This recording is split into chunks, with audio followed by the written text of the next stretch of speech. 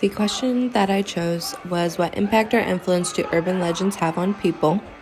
And I chose this question because I wanted to know if others think possibly the same as me. I know the impact that urban legends have had on me. I grew up with a ton of them around me, and I wanted to see how others think, if they pass things on for a certain reason, or maybe they don't. Either way, I just wanted to know the influence.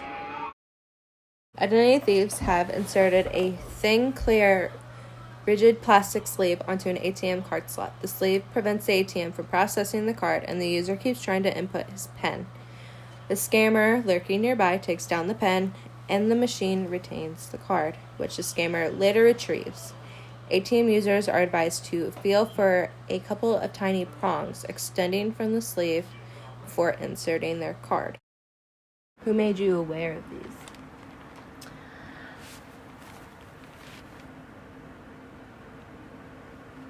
I don't exactly remember, but I would have to say when I worked at 911, we were trained in all of that all areas, so I probably picked it up from there. Did you pass the information on to others? Of course.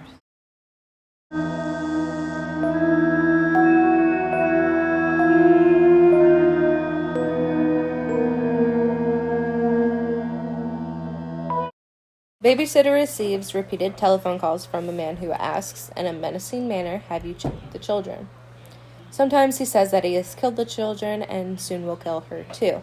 The sitter, too terrified to check the children in their upstairs bedroom, calls the police, who advise her to keep the man on the line when he next phones so that they can trace the call. After another threatening call, the police telephone her and warn her, "Get out of the house right away."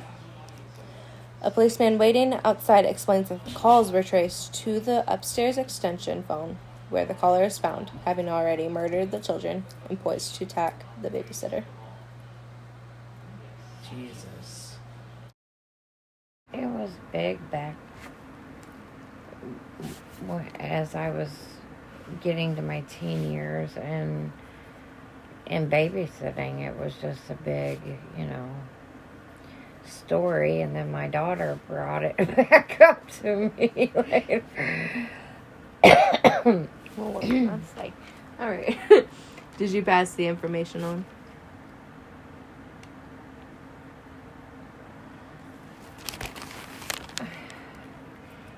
If I did, it would have been in... No, I wouldn't say I did. I think in scary movies, like if a scary movie came out with a babysitter, you'd start talking about it maybe in that way, but I never just passed on a story like that. No. Variations include many different names. I'm not going to name them all, because Bloody Mary is the one you know. Sometimes the ritual demands that the speaker repeat, "I do believe in Bloody Mary," or even, "I hate Bloody Mary." In many places, it is said that Mary will spring out of the mirror and scratch the face of the one calling on her.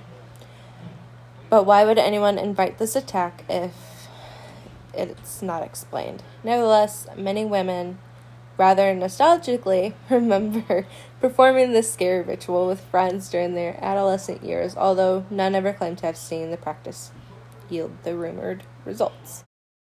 I believe in Mary Worth. Mary would. So, like Bloody Mary. Have you heard that? I don't believe in that. Anything ghostly. Well, yeah, but have you heard of it? Yeah, I've heard of it. Did you tell others about Bloody Mary? Yes.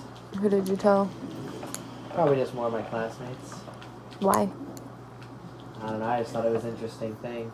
Not really to scare them, it's just like a spreading rumor type thing.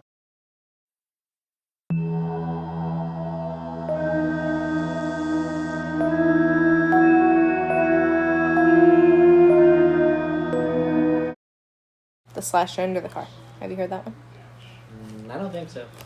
Stories of men hiding under women's cars in shopping mall parking lots, intending to slash their ankles when they return to their vehicles, have broken out time after time in America. No such crimes have ever been documented, but starting in about 1984, some 24 rumors, scares involving ankle slashers have erupted periodically in at least 20 different states. The attackers were said to be aiming at the Achilles tendon with a knife or a tire iron, intending to immobilize their victims so they could rob or rape them. Such stories tend to surface during the Christmas season with the added motive of stealing women's gift purchases. Sometimes the stories link the attacks to gang initiations. So you've not heard of it. But I believe it. No one had to have told you. So do you think you will tell others? Say your Not really. female friends, or I don't know. I just don't really bring up that stuff to people. I mean, maybe if the conversation somehow steers that way, I'd bring it up. But like, it's not usually what conversations I have are about. although it does say females, do you think you could find yourself checking under your car? Actually, yeah, that one I could. I'd probably walk by my car and be like, I wonder if there's.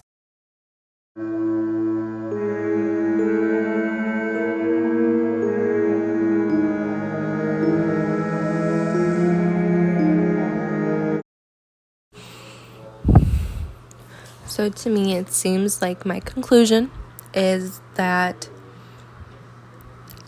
although some are used to warn others, others simply don't care on certain legends because maybe it's not as believable as others. But when it comes to ATM dangers, some had concluded that they would tell others to warn them. Babysitter and the man upstairs is believable, but it seems a little far-fetched to the people that I interviewed. Therefore, they would tell to people that maybe they're going into babysitting, we're thinking about it.